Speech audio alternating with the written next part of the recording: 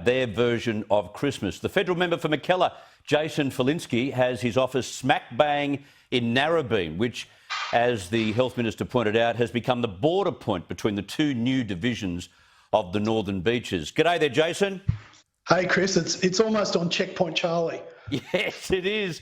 The old boundaries for the two other councils, the old councils, came into play today.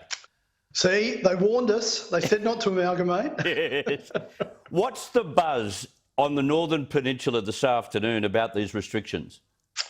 Look, it's to be honest with you, it's not great, but the indefatigable spirit of the Northern Beaches is shining through. So we will make the best of it. I heard a lot of people say this afternoon to me, there are a lot of other people in lots of other parts of the world who've got it much harder than we have this Christmas. So while it's not ideal, and it was really bad timing as far as things go, because Chris, in the middle of the pandemic, in March, April, May, hardly anyone up here was tested positive for the virus. So it's been quite extraordinary that this has happened at this time. It's just really unfortunate. And while I appreciate what the Premier and her and Kerry Chant's done this afternoon to try and, make sure that the burden falls on as fewer people as possible, it has had the unfortunate effect of dividing a lot of families. So, look, not great, but everyone understands and everyone's trying to get through it. Because this is being done in a way that other states and territories don't even consider, because this could seriously spread the virus. And I don't mean massively, but it could spread in not only the Northern Beaches, but also other areas where there are mini clusters around Sydney. But in some ways, this is Gladys Berejiklian juggling four considerations, not just the virus. That's absolutely right, Chris. But I think the other thing to say about this is that the data, the science and the medical experts all point to this being the right response. And if we knew more about this virus and we'd had more time and more experience with it, we probably would have closed down even fewer suburbs than we have today.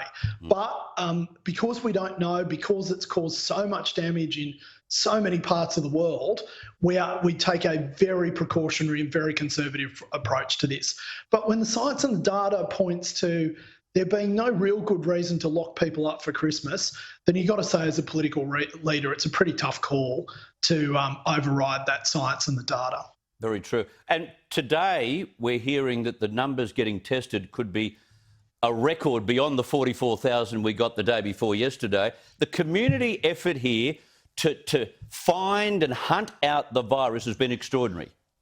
It has been absolutely wonderful. And, the other great thing about it is that people haven't been doing it for themselves. They've been doing it for their families, for their friends, for other Australians who they knew if they did this, they maximise the chance of us having about as normal Christmas as you can have in 2020. If the numbers are over 40,000 again tomorrow, I've got to say, Chris, there must be some people who've been taking their family pets to get tested because there weren't many people I know who hadn't got tested on the Northern Beaches. Can I tell you my favourite story has been from one of the healthcare workers in Avalon, and she rang a gentleman who tested positive, and he said, I was at the bowling club on Sunday night and I was doing handstands on the dance floor and I licked the floor, so I'm not surprised I've tested positive. and then he said, it's probably not a good idea to be licking the floor, when there's a pandemic out there. And the nurse had to say to him, sir, I feel obliged to say it's never a good time to be licking a floor. But anyway. And here are you going into the Commonwealth offices in Blythe Street in the city for the first time in a long time, and it's got this alert about COVID being in the building, but you got through that. Yeah, so my daughter and I went and got tested yesterday around about lunchtime. We sat in line for about an hour, and at 2:42 a.m. this morning, we got a text saying that we'd both come back negative. So that was fantastic. But yeah, I must have been to 30 or 40 venues on the Northern Beaches in the last 3 weeks. Not one of them came up on an alert, but the one time I go into the city, you wouldn't believe it, would you? Exactly. Which just confirms everyone's view up here that you should never leave the Northern Beaches. There's no reason That's to. right. No one ever does, as you know. Enjoy your version of Christmas on the Northern Beaches, Jason. Thank you very much for your time.